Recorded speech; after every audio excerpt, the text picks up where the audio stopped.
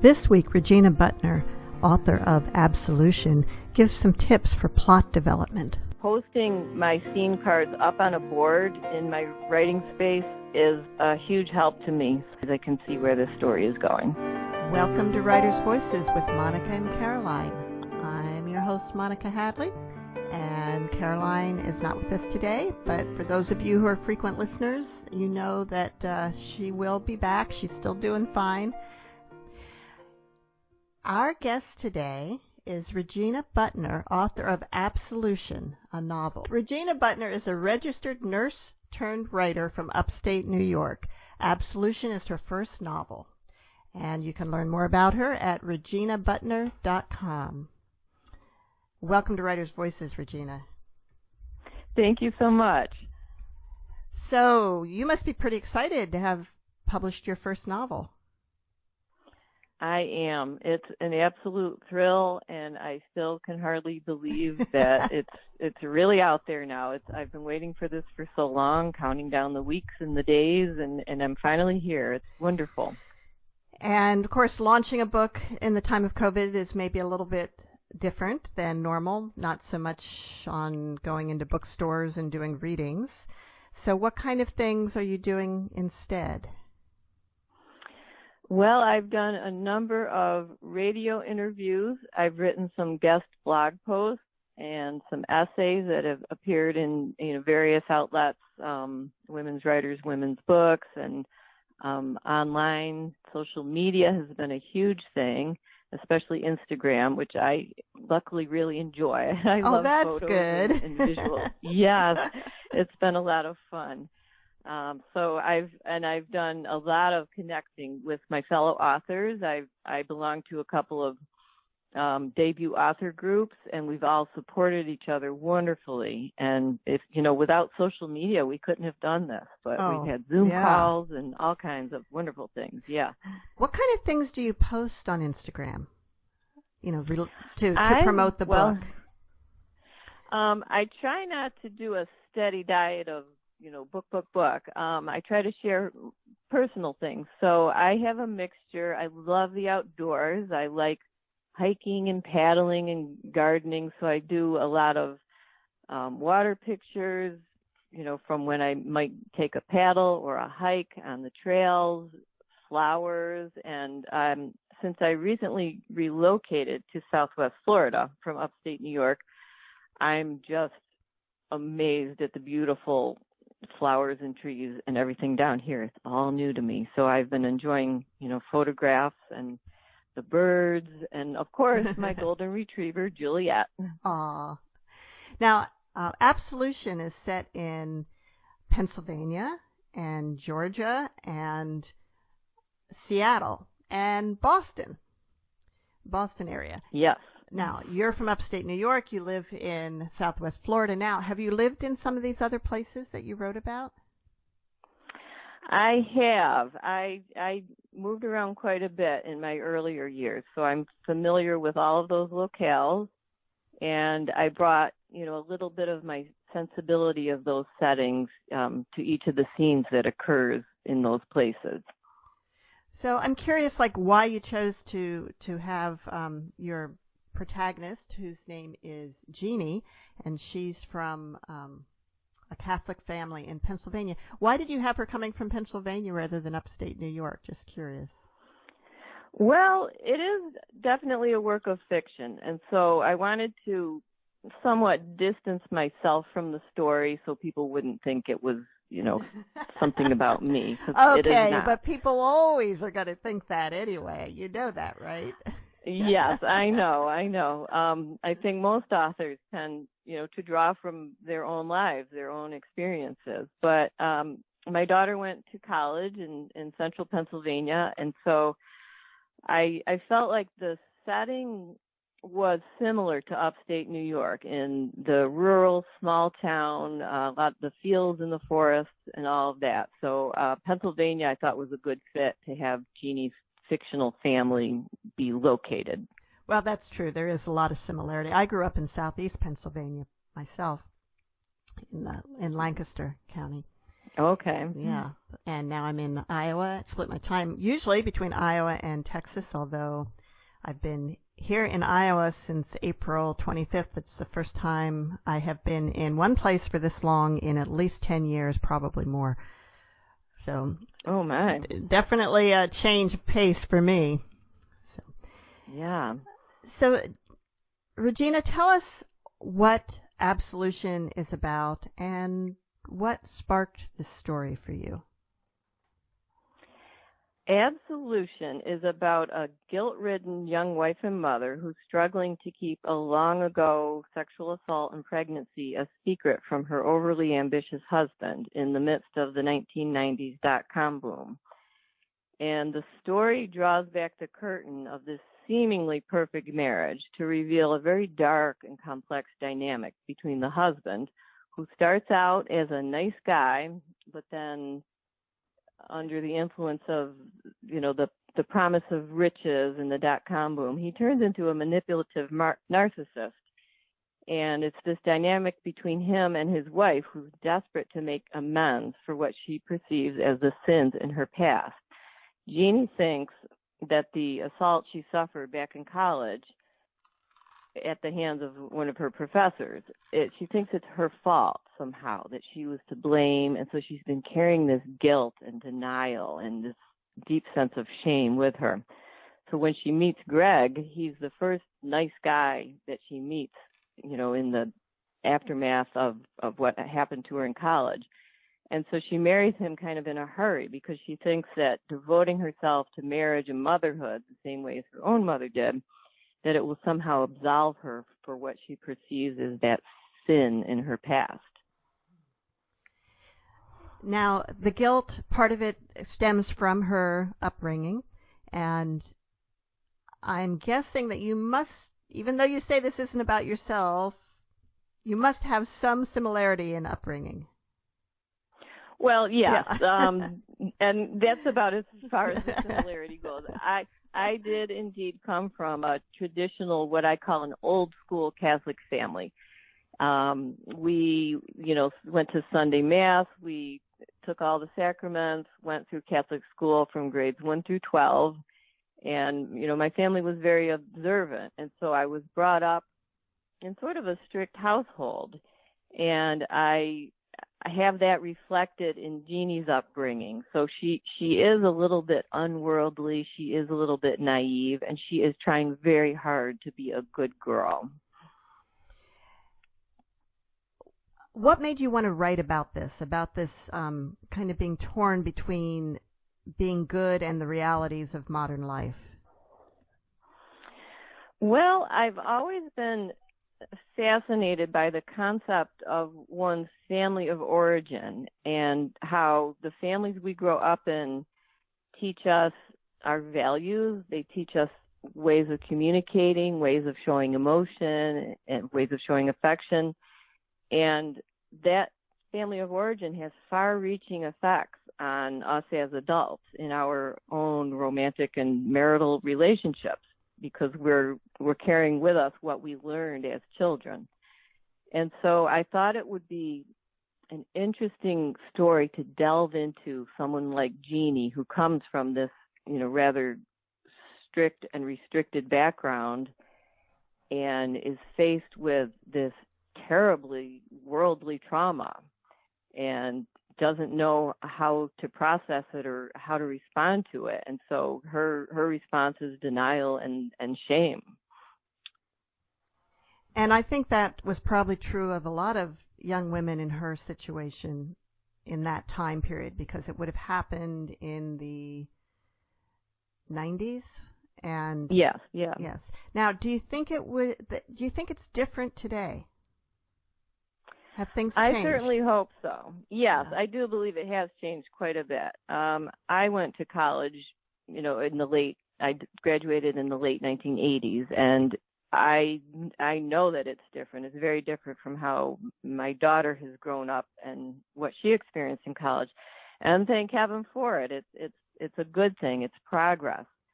And I would hope, a takeaway for my readers, especially women, would be to hear the message that your past does not define you. No matter what happened to you, where you came from, what your background is, we all are free to make choices and take actions that can redefine our path in life.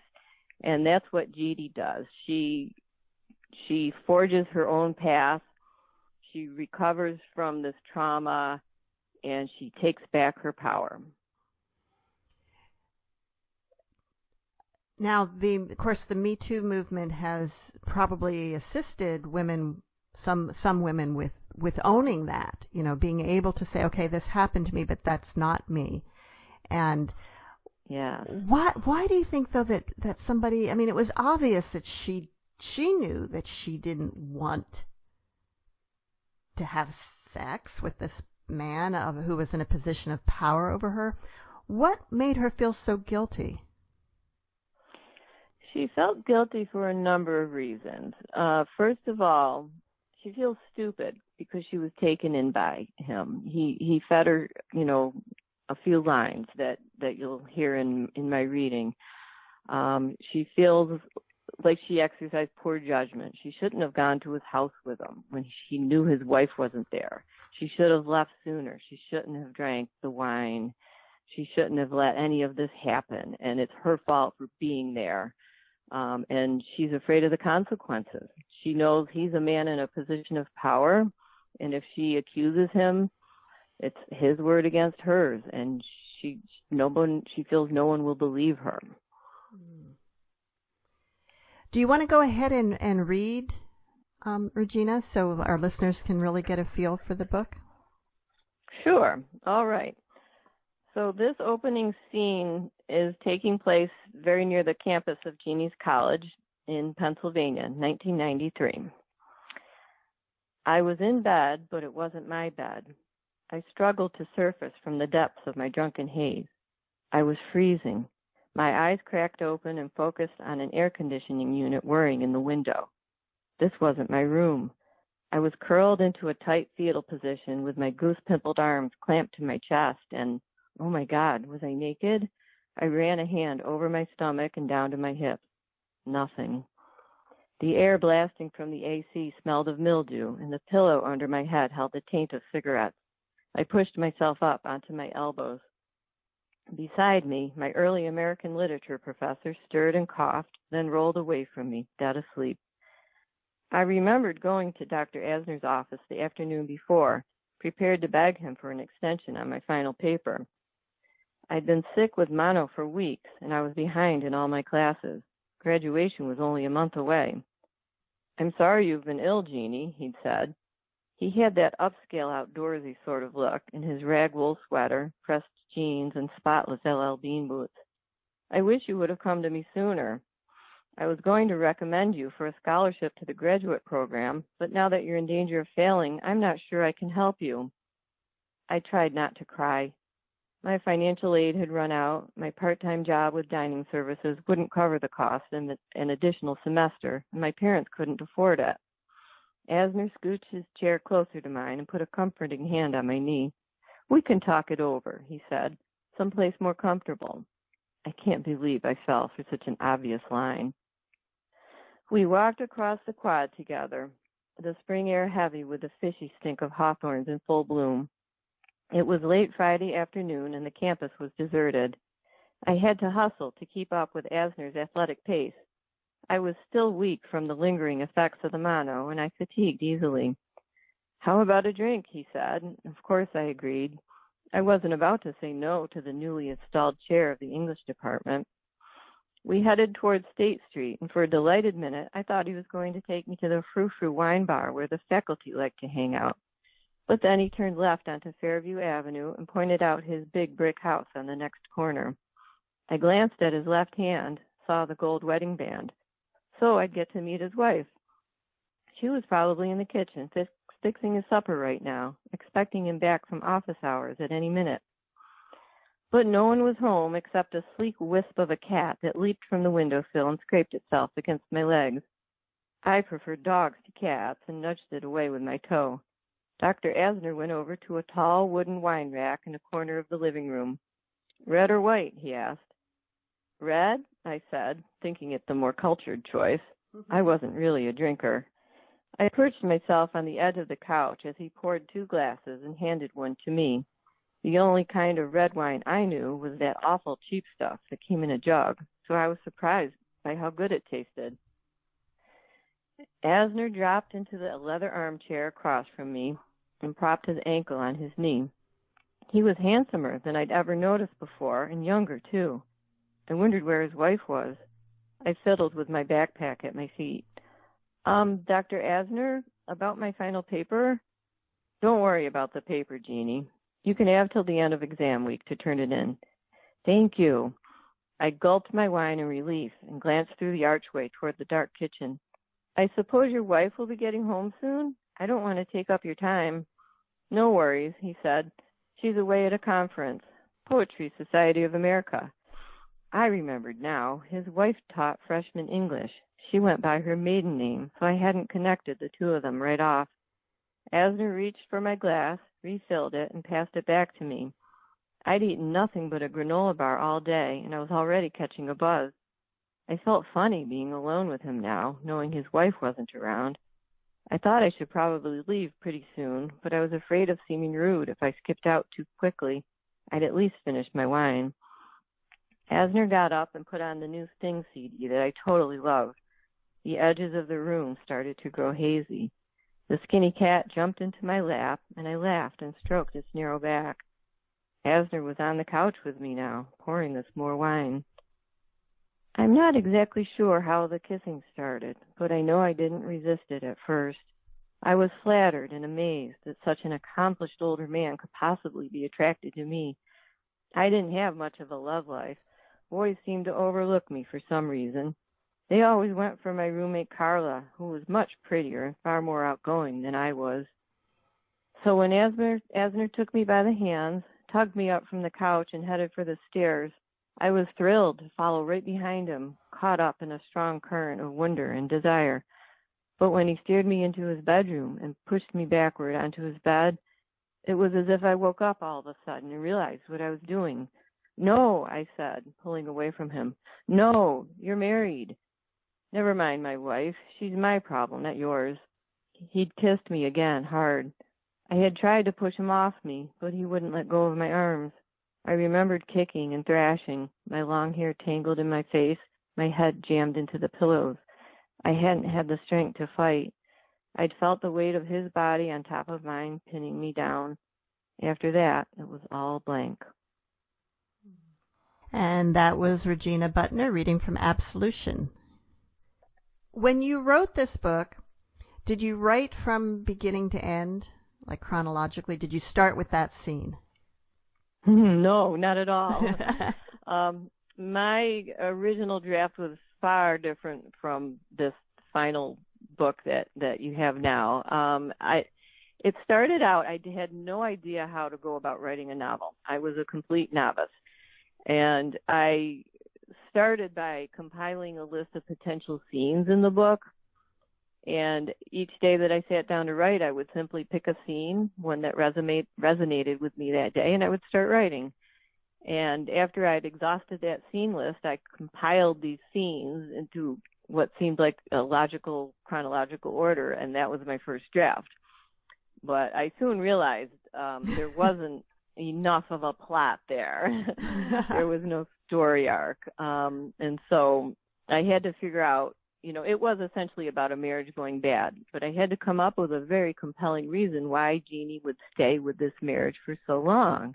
And that was when I hit upon the idea that she is harboring this deep secret, and she feels that the consequences of the secret coming to light would be far worse than putting up with the daily miseries of her life with this husband, Greg. Right. Plus, there was also the whole idea of staying together for the kids. Oh, of course. Yeah. Yeah. And because by the time things got really bad, they had 2 kids. Right. Yeah. And, that's a valid reason too, but he wasn't paying any attention to the kids either, so there wasn't a whole lot of benefit there. No, it was really a dysfunctional marriage. But you have to keep in mind, Jeannie was raised all her life. She was trained really to become a wife and mother. Her own mother was sort of a 1950s style housewife. And a woman with a daughter with a career and a family just didn't compute with her mother. So Jeannie does feel this very strong pull to stay in the marriage and keep her family together.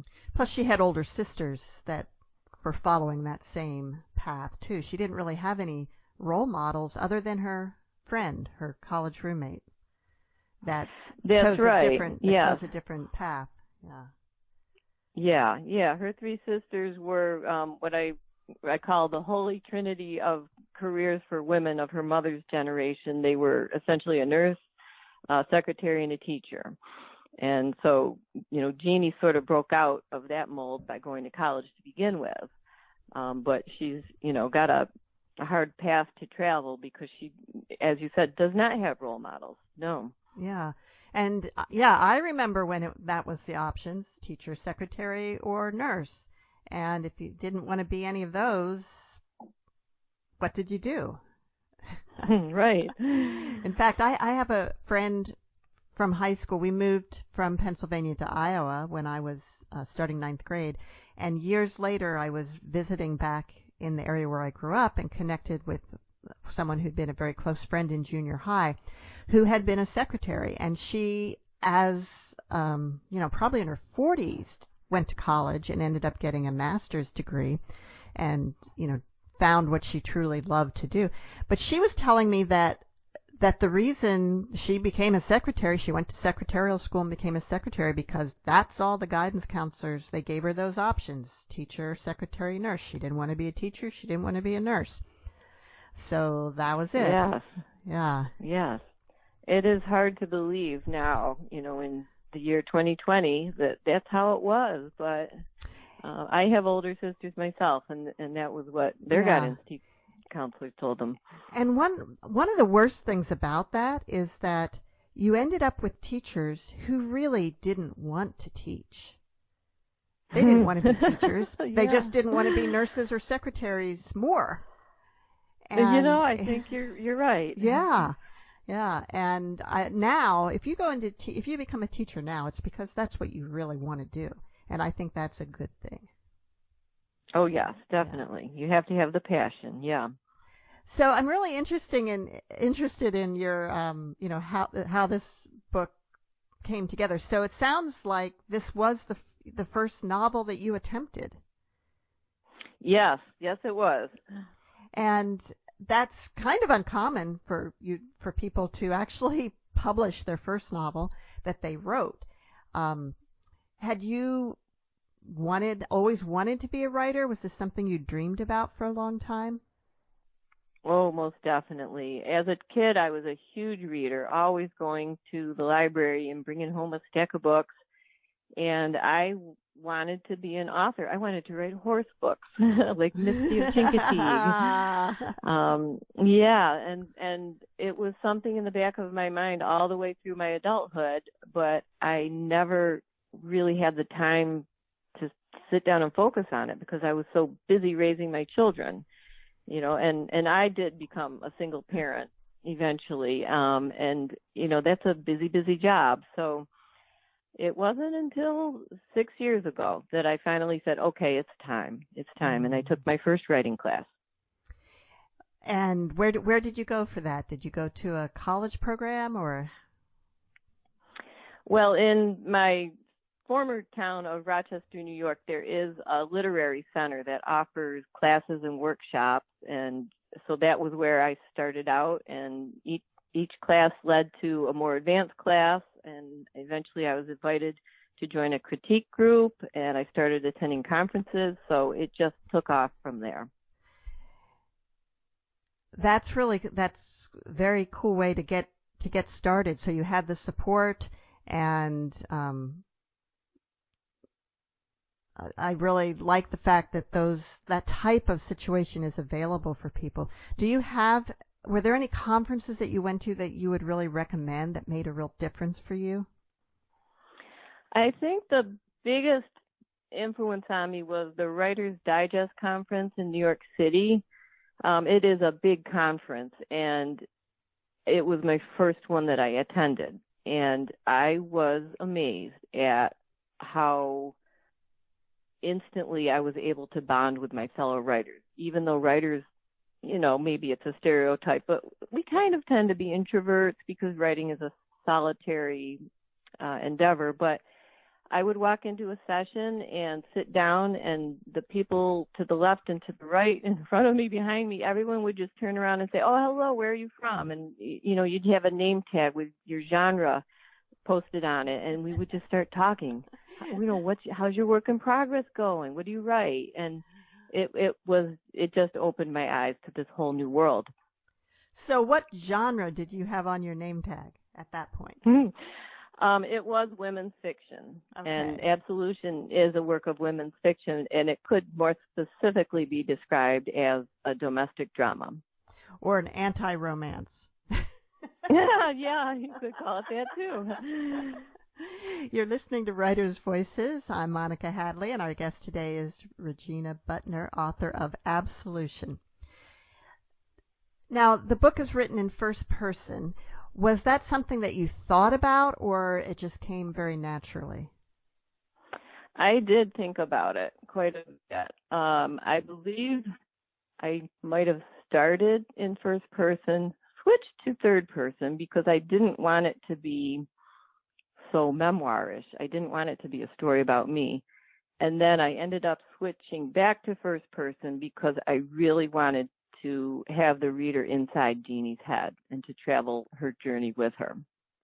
Right. Yeah, I can see that. Some people find writing in first person the easiest. Do you think that's true for you? Yeah, I do think so. It's natural. I'm a storyteller. I tell stories to my friends all the time, and that's, of course, first person, so it does come naturally. Right. Now, when you wrote the scene list, did you knew that it was a story about a marriage falling apart, and did you know how it would end? That was the trouble. I didn't have a solid ending. There was no climax. There was no denouement. It sort of petered out, and so that was when I realized I've got to fix this story arc, and something else needs to happen here. And yeah, so you found something fairly dramatic, which is in some ways that the beginning is where the most action of the book takes place. Everything else is pretty interior in a way. There's not a lot of not a lot of things actually happening. Yes, and that is a hallmark of women's fiction. It's about the main character's emotional journey. Mm-hmm. So this isn't a thriller. It's not a crime drama or mystery. It's all about Jeannie's emotional journey, Jeannie's change, and her eventual empowerment. Wow. Now, what do you see Jeannie doing after this book? I would hope that she would return to school, finish that college degree, maybe even get an advanced degree, and pursue her career. She was interested.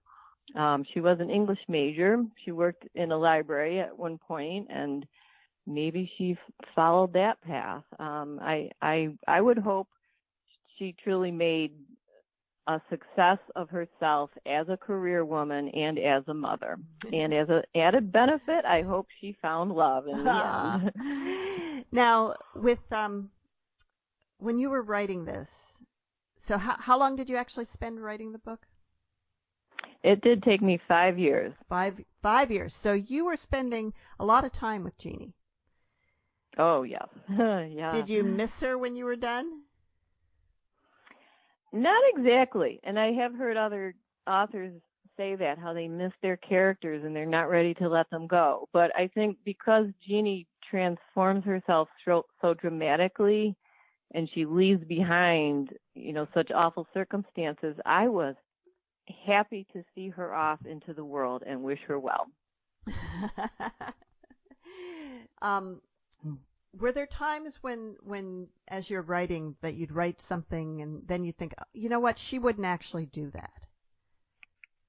Oh, yes. Yeah. And that was something I learned in a workshop. They say, they talk about putting yourself into your character's shoes and walking around in them for a few days even.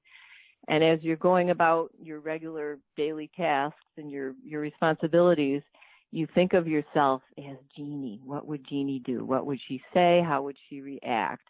And it's a really insightful exercise. It helps you really see through that character's eyes. Now, one of the the issues is interfaith marriage.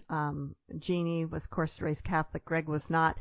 But the religious difference didn't really come up that much between them, and it could have. So why did you make that choice to not have that really be a point of contention between them? Basically, because Greg's family is not religious, and so to him, it doesn't matter. He doesn't feel the need to have, the marriage blessed by God the way that Jeannie does. It does, however, come up with his mother, Florence, the evil mother-in-law.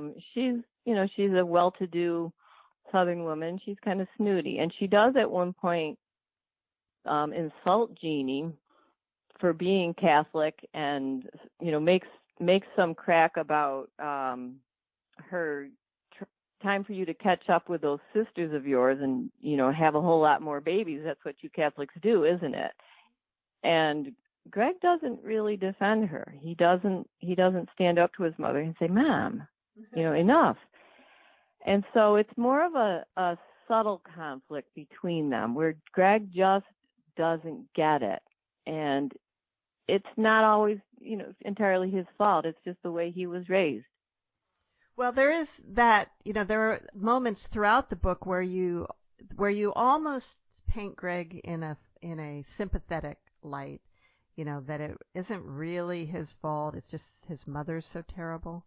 How do you feel about blaming the mom?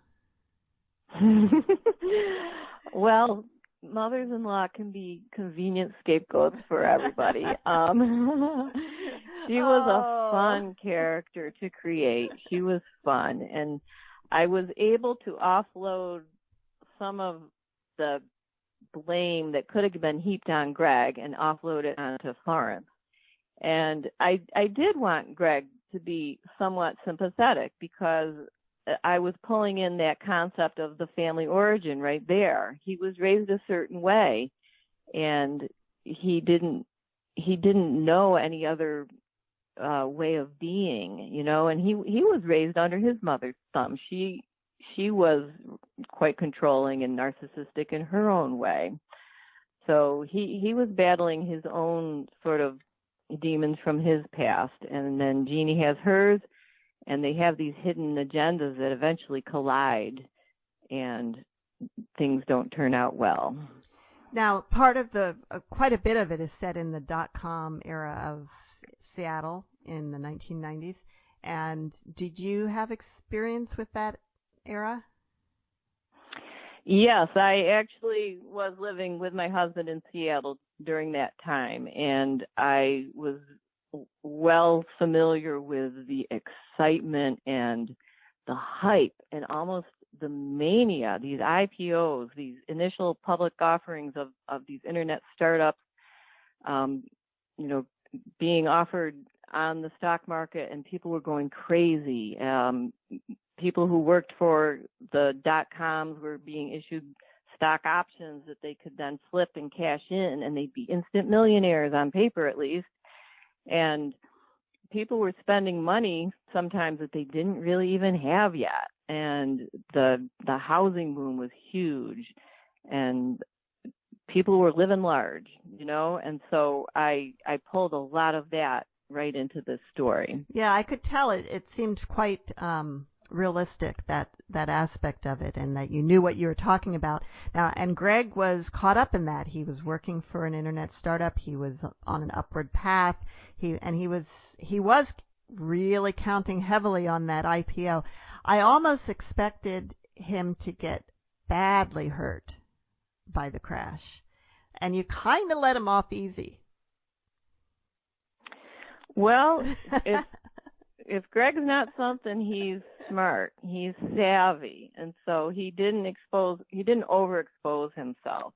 Yeah. So, yeah, I didn't want it to be a story about, a financial disaster. I wanted it to stay rooted in the marriage, the marital relationship. So that was why. Now, you mentioned that you became a single mom.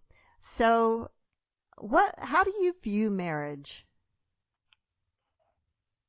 I know that's a kind of a big question. But I was just going to say that's broad. Yes. I'm not jaded. I'm not bitter the way perhaps some women might be. I still think marriage is a wonderful institution, and maybe that sounds like something my mother would say, but I mean it. My parents' marriage was an excellent example for me. It was loving and cooperative and long lasting. And now you know what Mae West sometimes. Now you know what Mae West said about marriage, right? What was that? Marriage is a fine institution, but I'm not ready for an institution. Yes, I recall that now. Right, yeah. I know a lot of friends who are in wonderfully strong marriages and a lot who tried it and failed. And, it's kind of 50-50, unfortunately. So I am thankful that divorce isn't stigmatized the way it was more so when I was a kid, or even from my mother's generation. It's just life. Sometimes things don't work out. You make a poor choice, you make the wrong choice, and that's it. Yeah. Let's get back to your writing process, and which I found really fascinating, the way this started out. Would you do your next book differently, or are you doing your next book differently? Oh, yes. Yes. I felt with Absolution, I was learning how to write as I went along. I literally was. And my current work in progress, I have approached it quite differently. And for one thing, it's a much lighter story. It's more fun to write, and I have written an outline because I am a plotter rather than a pantser.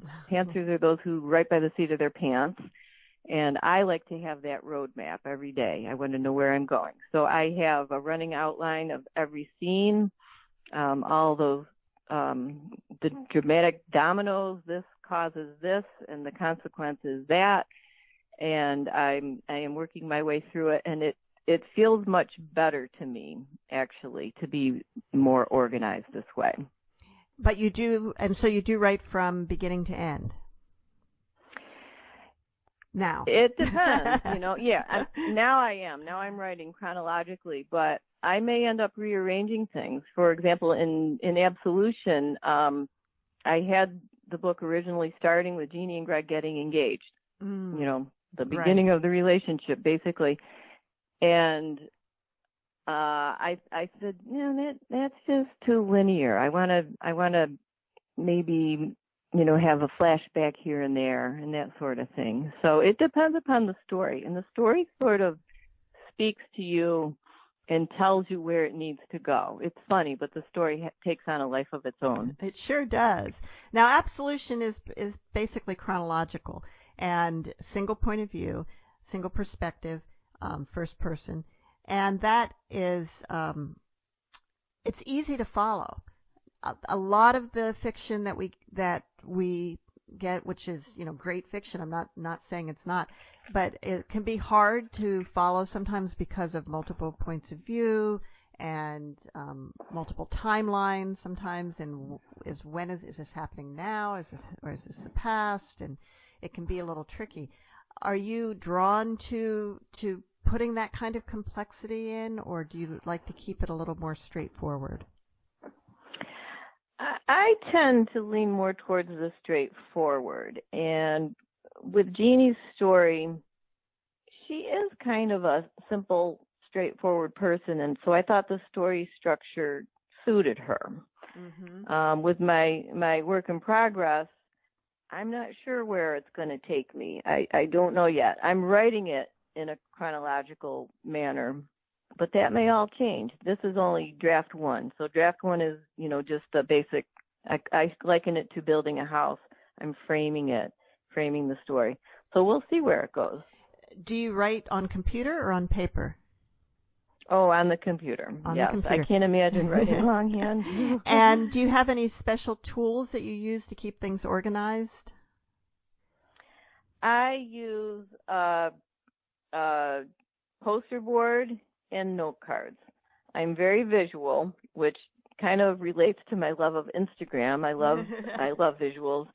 So I need to see where I'm going. So posting my scene cards up on a board in my writing space is a huge help to me. So I can see, I can jump from one point to the other, just with my eyes, I can see where this story is going. Wow. The characters, are there sometimes where a character appears that you didn't know was going to be in the story? That does sometimes happen. In Jeannie's case, I realized she already had her best friend Carla, but Carla's not there. They live on opposite sides of the country. So I did have to invent some people along the way because she is isolated from her family and friends. She and her husband move around when he's jumping between jobs, so she doesn't have roots. But she needed allies. There needed to be people who were there to help her along the way, because life doesn't happen in a vacuum. Even if you are isolated, you are still part of a community. So yes, characters did sort of reveal themselves to me as I went along. Right. And were there any that you think, oh, there might be another story behind this guy or this girl? Yes. Well, at one point, when Jeannie and Greg are living in the suburbs of Seattle, Jeannie is the stay-at-home mom, and she joins a play group that she takes her two very young children to in the neighborhood. And there's a there's a stay-at-home dad there, and he's the only dad in the group because his wife is the breadwinner. And she strikes up a friendship with him, and there's a little bit of a hint of attraction between them. And so that could have been a story in itself. There wasn't, the space for it within Absolution. But, yes, that was an intriguing sideline. You're listening to Writers' Voices. I'm Monica Hadley, and our guest today is Regina Buttner, author of Absolution. Regina, why did you choose that title? It was not my original title. It evolved with the help of my publisher. I originally called the book Offer It Up, which was a very... I know what that means. Okay, yes, a very Catholic concept. A very Catholic concept, yep. Yes, offering up your sufferings to help ease spiritually easing the sufferings of Jesus. And my mother would say, offer it up, offer it up. Yeah. And my publisher was afraid that sounded too much like a self-help book. Yeah, although I think Catholics would know. But I got to say, at some point I came to have a theological issue with that whole concept. Did you? I did, yeah, because it's like, and it's a little hard to explain exactly what I mean, but it's like, okay, so my suffering is going to ease the suffering of Jesus. That's like really giving me way too much credit. It's like really egocentric in a way. Yeah. Yeah. Well, the nuns taught it to us in grammar school, and I think as little kids in whatever the third grade, we saw it as a collective effort almost, like, okay, if we're all good, then we're all going to be helping Jesus, kind of thing like that. So, but that's an interesting way to think about it. There were a lot of things that I just accepted as a young Catholic child that later when I looked at it, I'm like, that's actually pretty not right. But, there's plenty of people who still accept it and believe it and live in that faith, and that's absolutely fine. I respect that, but it just didn't feel, or intellectually I couldn't grasp those concepts. I felt they were too, like I said, egocentric. So I understand what you're saying, yes. And part of my purpose in writing this particular story was to sort of open the door onto this world, because the world is changing rapidly. It changes with every generation. And, my daughter growing up, she's in her early 20s. She went to Catholic school too, but she wasn't raised the same way as I was in regard to her faith, nor was I raised the same way my mother was. So I did want to kind of explore that and look into that old school Catholic sensibility and how it affects, the long range of your adult life. And it did have a big impact on mine. I don't want to get into that level of personal detail, but I had some guilt that affected my life for many, many years, that now I realize was unhealthy. And I made decisions for the wrong reasons and not always good decisions based on that. So I did identify with Jeannie in that way. Well, I'm glad you did. Yeah. Yeah. And it made me look at the whole, we have this kind of stereotype of Catholic guilt. They make jokes about it. Oh, yeah. A lot of jokes. I know it. Yeah. So but there's usually some truth behind that type of stereotype. Yes, it was real for me growing up. It truly was. So, I imagine many, many women, in my age range who grew up in the Catholic parochial school system could relate to that. Yes. Yep, I agree. I think so. So, let's talk a little bit, Regina. I almost called you Jeannie, which I guess could be a nickname for Regina. No, I was Gina with a G. Anyway, let's talk a little bit about how you published the book. So, what was your path to publication? My path. It was a long and winding path. I did start out querying the traditional route, querying agents trying to go through a traditional publisher, and I worked at that for about a year, which is not unusual to be sending your query letters out for that long. And then I attended a conference in Boston called Muse in the Marketplace, and a presenter there was talking about hybrid publishers, which is a new trend. Hybrid is kind of a combo between traditional publishing and self-publishing, where both the author and the publisher have a stake in bringing this book to publication. And so I heard about She Writes Press, which is, I think, the premier hybrid publisher in the country. They're well-regarded, well-respected, award-winning, and I said, this sounds like the place for me. And She Writes Press, you can guess by the name, they publish women's primarily fiction. Female authors. Yeah, right on, and a lot of memoir as well. Yeah. And I looked through their catalog, I read their author bios, and I said, I would just love to find a home here. So I submitted directly to them, and lo and behold, they accepted my manuscript. Now, did they work with you on editing? Yes, they are very collaborative.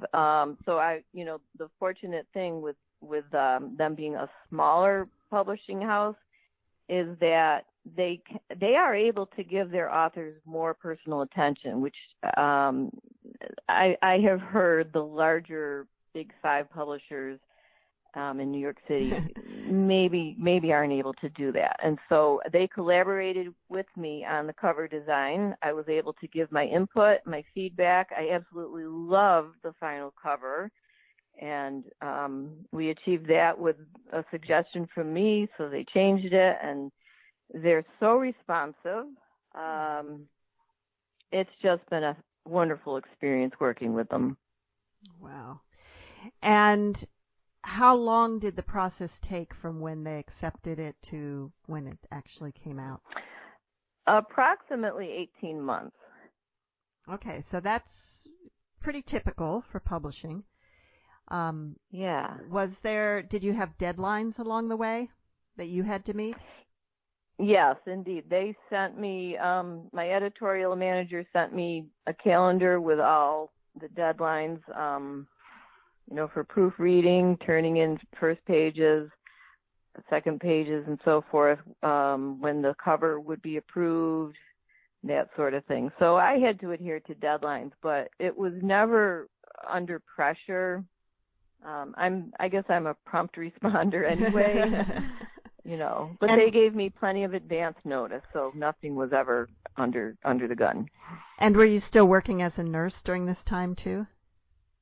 Yes, but I was fortunate working in home health care, so I had quite a flexible schedule, and I was able, to work my writing time around that. It worked out very well.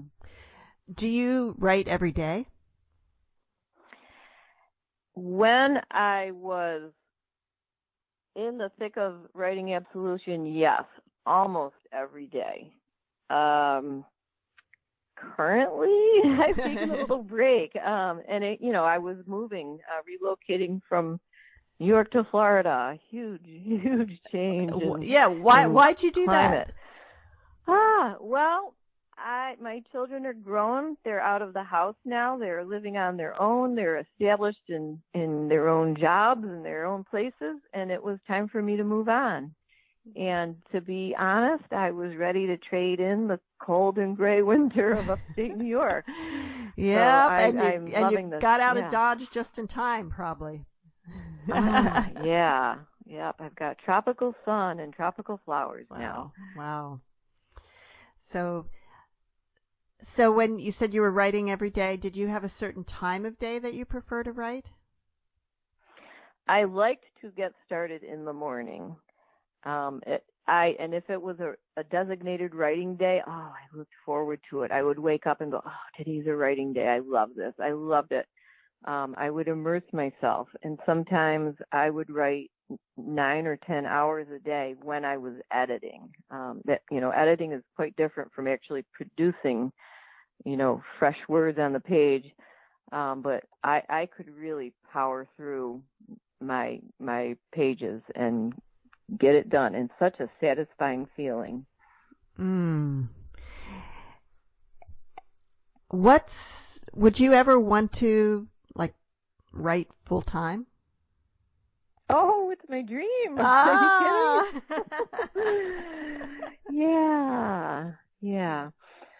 Maybe one day. We'll see. It takes time for an author to establish their brand, to establish a name for themselves. And I've only got this one book that just came out this week. So, well, congratulations on that. Oh, thank you. Do you have other books other than the one you're working on now, sort of next I want to write about this and then I want to write about that, or does it come one at a time? I kind of do. I have a list. I haven't made up my mind what book number 3 will be yet, and I think that will sort of be revealed to me as time goes on. So I don't want to be too rigid, I do want to just be open to new ideas and where those take me. What other kinds of writing do you like to do? I have very much enjoyed writing short stories, and for a time I wrote flash fiction. I took a course, and flash fiction is sort of like short story.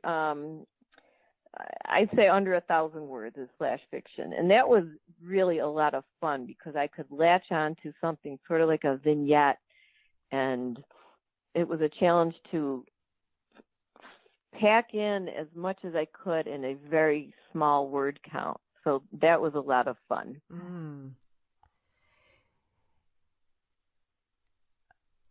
And other types of novels, like, are you going to focus on this type of women's fiction, or branch out into anything else? I would like to branch out, really. Women's fiction is wonderful. I feel an affinity for it, but I don't want to limit myself. So my next book that I'm working on is it's still kind of a domestic drama, but it's a love triangle with some supernatural elements. So there's a medium involved and tarot cards and readings and things like that. And it's more fun. It's not locked into marriage and family. It's more about, these three people, it's two women and a man, and they're each vying for someone else's attention, and there's a lot of subterfuge and rivalry and some revenge that comes out in the end. So, yeah. Well, that sounds like fun. Yes, it's been fun to work on. I bet. Well, Regina, do you have any words of advice for wannabe authors? Yes. My main piece of advice is that the best thing you can do for yourself is to develop a disciplined writing habit. Mm-hmm. Discipline is what gets you through, and I've heard it referred to as butt in chair. If your butt isn't in the chair, you're probably not writing, because most of us don't write standing up. So you need to show up every day, get in the chair, sit down, and you get to work. And sometimes it's really hard, but a little trick I've learned is that it doesn't matter what that first sentence is, as long as you simply start writing. So your first sentence can be a throwaway. Don't labor over it. Don't write and rewrite and edit and revise. Just keep going. Well, that is and that's what very good advice. Very good advice. Thank you, Regina. And you're welcome. That's our time for today. I did find a quote about absolution that I think is kind of fitting for this. It's from Oscar Wilde. There is a luxury in self-reproach. When we blame ourselves, we feel no one else has a right to blame us. Yes. That says it right there. Well, thanks so much for being with us today. Well, thank you so much, Monica. I really enjoyed speaking with you. My pleasure. And see you all next week on Writers' Voices.